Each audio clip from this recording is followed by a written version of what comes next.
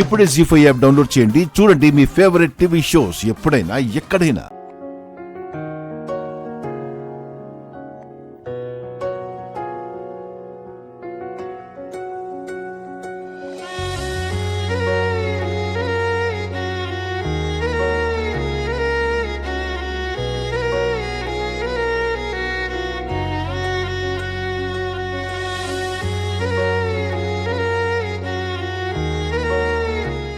ఆద్య, నా వల్ల కానిది నువ్వు చేశావమ్మా. నా కలని నిజం చేశావు.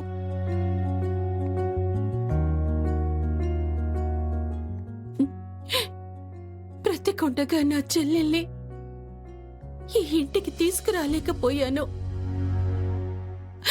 అలాంటిది ఈరోజు తన ఫోటో నట్టింట్లో పెట్టారంటే దానికి కారణం నువ్వే.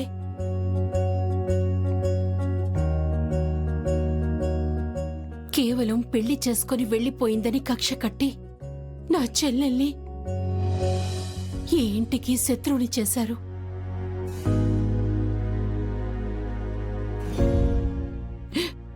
కనీసం తన పేరు చెప్పాలన్నా భయంగా ఉండేది.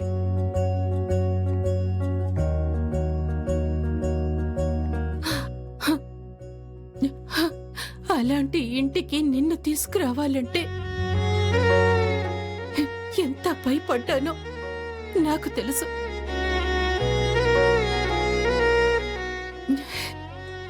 కానీ ఇంటికొచ్చాక నా చెల్లెల్ని కాదన్న అందరూ నిన్ను కావాలనుకున్నారు. ఈ ఇంటి మనిషిగా నీకో స్థానం ఇచ్చారు. ఆ మార్పుకి కారణం నేను కాదు, నువ్వు. నీ మంచితనం.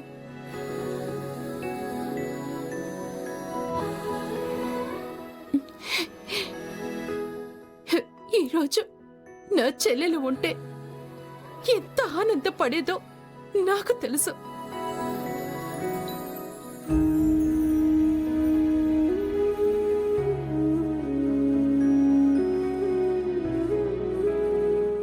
పైన ఏ లోకంలో ఉన్నా ఇది మీ అమ్మ చూసి ఆనందపడుతుందమ్మా.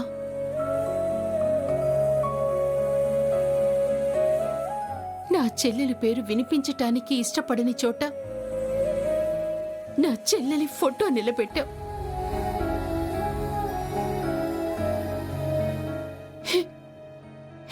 ఇది నీ గొప్పతనం. అదే చాలమ్మా, ఈ జన్మకిది చాలు.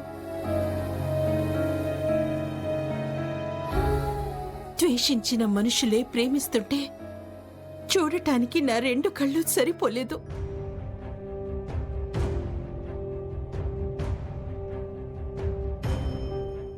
ఆ చెల్లెల కోసం ఈ అక్క ఎంత బాధపడిందో, ఈ అక్క కోసం ఆ చెల్లెలు ఎంత బాధపడిందో నాకు తెలుసమ్మా.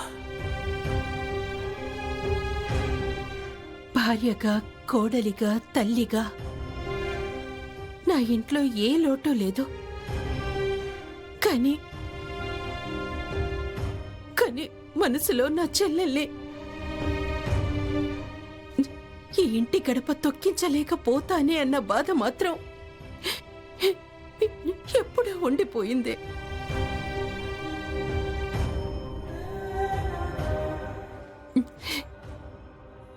అలాంటిది నా చెల్లెల్ని నట్టింట్లో నిలబెట్టి నా బాధని దూరం చేశావు.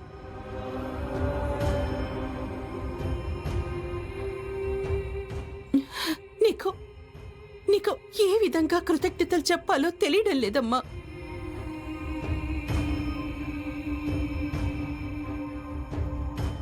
అందుకేనా అమ్మా ఆద్యని త్వరగా పంపించేస్తున్నారు?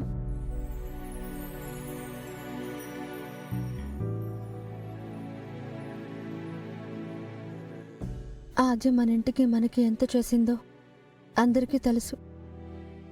ఆ మంచితనానికి మనమిచ్చే బహుమతి మన నుంచి దూరంగా పంపించేయటమేనా?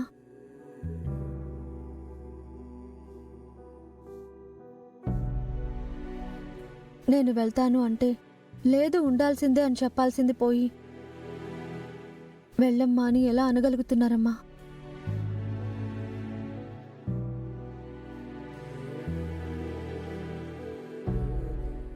నా కోసం ఆద్య ఎంత చేసింది.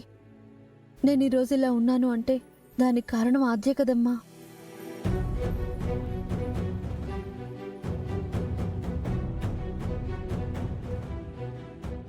మనిషి మంచిది మాత్రమే కాదమ్మా, ఆ మంచి మనకి దూరం కాకుండా చూసుకోవాలి కదా.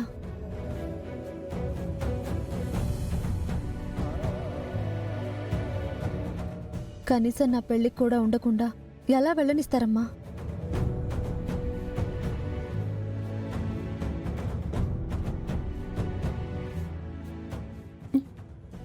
వెళ్ళాలంటుంది కదమ్మా. తను వెళ్ళాలనే అంటుందమ్మా, ఎలా వెళ్ళనిస్తారు అంటున్నాను.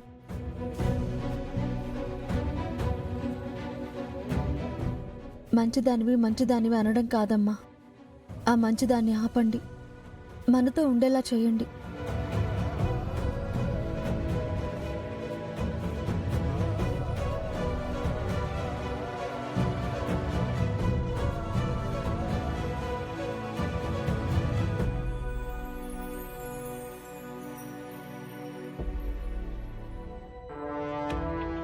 పదండి చెప్తాను. అది కాదే, పదండి.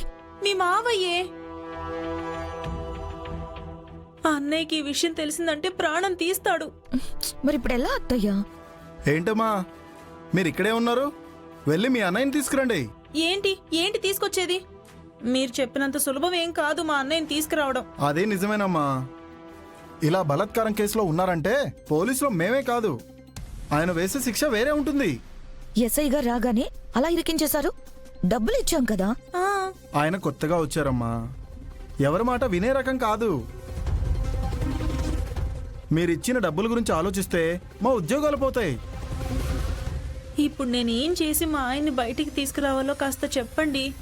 ఆ అన్నయ్యకి ఎక్కడ తెలుస్తుందోనని భయపడి చేస్తున్నాను. మా ఎస్ఐ గారు మీ అన్నయ్య గారు రాకుండా అయితే విడిచిపెట్టరు. అన్నట్టు మీ ఎస్ఐ గారికి మా పెద్దనాన్న తెలుసా?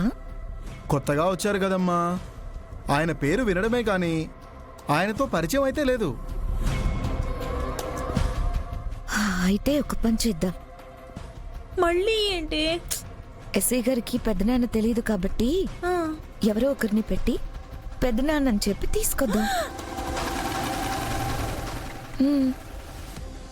ఆ వచ్చింది మా అన్నయ్య కాదని తెలిస్తే నిన్ను నన్ను కూడా లోపల కూర్చోబెడతాడే. వద్దు. అత్తయ్య అది కాదు. లేదమ్మా, ఆ అమ్మాయి చెప్పిన ఐడియా చాలా బాగుంది. జీ5 యాప్ డౌన్లోడ్ చేసి అన్ని ఎపిసోడ్స్ పూర్తి ఉచితంగా చూడండి.